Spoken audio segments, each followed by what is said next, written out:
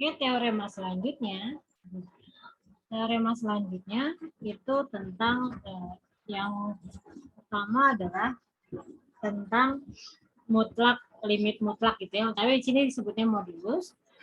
Jadi kalau misalkan yang pertama kalau kita punya f, misalkan ya fungsi kompleks yang terdefinisi fungsi kompleks yang terdefinisi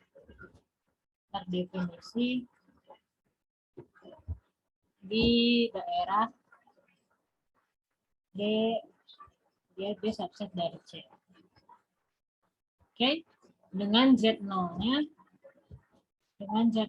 anggota D, yang pertama A adalah di sini jika limit Z menuju Z0 dari FZ sama dengan L, sini L-nya tidak sama dengan 0, maka limit modulusnya limit Z menuju Z0 dari modulus FZ dia sama dengan modulus L, atau ketika dibilang real dia sama dengan L, tapi ini bukan ya.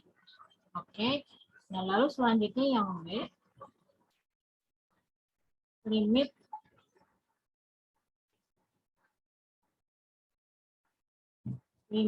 Z menuju Z0 FZ sama dengan 0. Di sini jika dan hanya jika limit modulusnya Z menuju Z0, limit modulusnya sama dengan 0. Jadi ketika limit modulusnya sama dengan 0, otomatis limit FZ-nya sama dengan 0. Ketika limit FZ-nya sama dengan 0, maka limit modulusnya sama dengan 0. Oke. Nah, di sini saya akan buktikan yang B saja dulu, yang A ya. Saya akan buktikan yang A, sebenarnya buktinya mudah saja. Ketika kita akan membuktikan di sini, bukti yang kita akan buktikan adalah ini ya, modulus FZ, dan di sini dia limitnya adalah sama dengan modulus L. Berarti di sini ambil sembarang epsilon lebih besar daripada 0, nanti kita akan pilih deltanya, tapi di sini sebelum terdapat delta lebih besar daripada 0, sehingga jika kita punya 0 kurang dari Z min Z0 kurang dari delta untuk Z-nya anggota domain, nah yang akan kita buktikan adalah berlaku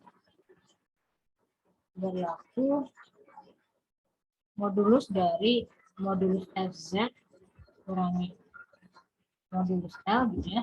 Oke, karena di sininya adalah modulus FZ kurangi L, dia kurang dari, ini akan kurang dari sama dengan, ingat ketasaman segitiga di sifat modulus yang mengatakan seperti ini, mungkin ada yang masih ingat ketika kita punya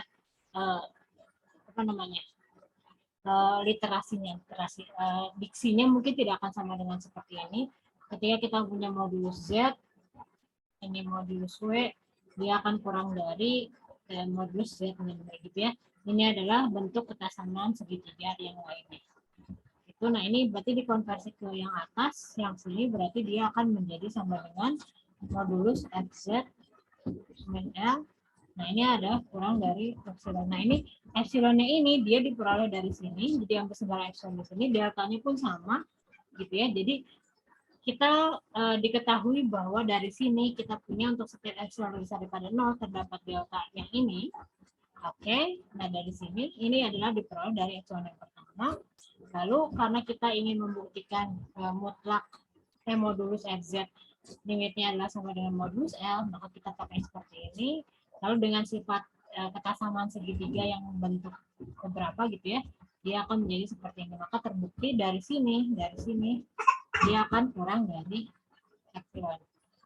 Ya, ini adalah kalimat simpelnya untuk pembuktian. Kalau mau panjangnya kita tulis dulu, diketahui seperti ini, lalu akan dibuktikan seperti ini, maka jadi seperti ini. Tapi ini adalah kalimat simpelnya gitu ya untuk membuktikannya. Di sini berarti jadi terbukti limit Z menuju Z0 mutlak FZ dia sama dengan modulus L. Modulus FZ sama dengan modulus L. Nah, ini berarti ada dua teorema tentang modulus dari FZ. Nah, ini masih teorema modulus dari FZ, tapi ini adalah teorema Apit. Bentuk lain teorema Apit. Teorema Apit untuk fungsi di analisis kompleks, di fungsi kompleks ya. Jadi misalkan f, g, h gitu ya. Dia fungsi yang terdefinisi di daerah D.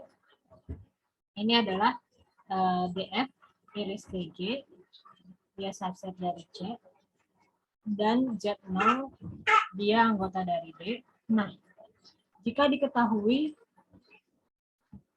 FZ kurang dari modulus FZ kurang dari modulus G, ini teorema Apit yang sama persis seperti yang ada di kalkulus, sama persis seperti yang ada di analisis real. AZ modulus untuk Z-nya anggota dari N bintang, Z0, delta, iris D, dan jika diketahui limitnya juga, limit FZ-nya itu dia untuk Z0 ini diketahui juga, dia sama dengan L, dan limit LZ Z menuju Z0 sama dengan L, maka dengan teorema Apit diketahui bahwa terbukti bahwa limit Z min Z0 dari GZ dia sama dengan L. Jadi ketika modulusnya di sini, ketika diketahui bahwa si modulus GZ ini kurang dari modulus FZ kurang dari modulus HZ gitu ya. Oke. Dan diketahui limit FZ-nya di titik Z sama dengan Z0 sama dengan L, dan di titik limit HZ dari titik Z menuju Z0 sama dengan L, maka mau tidak mau limit YZ-nya juga ini yang tengahnya dia sama dengan L. Ini sama persis dengan yang ada di kalkulus dan di analisis. Ini tidak akan saya buktikan, tapi akan saya berikan contoh di sini. Contoh. Jadi ketika kita diminta hitung limit X kuadrat per Z gitu ya, untuk Z menuju 0. Nah, gimana cara menghitungnya? Kita berarti ingin menggunakan teorema Apit di sini. Teorema Apit untuk fungsi kompleks, berarti kita akan dapatkan Apit kiri dan Apit kanan gitu ya. Nah, karena modulus X kuadrat per Z dia lebih besar daripada 0, oke, si FZ di sini adalah fungsi 0.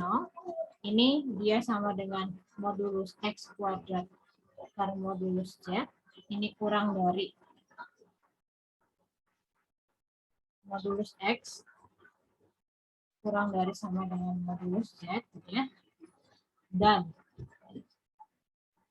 limit 0 untuk Z min Z0 dia pasti nilainya 0 dong ya. Dan sama dengan limit ini Z-nya menuju 0 ya. Ingat ini Z-nya menuju 0.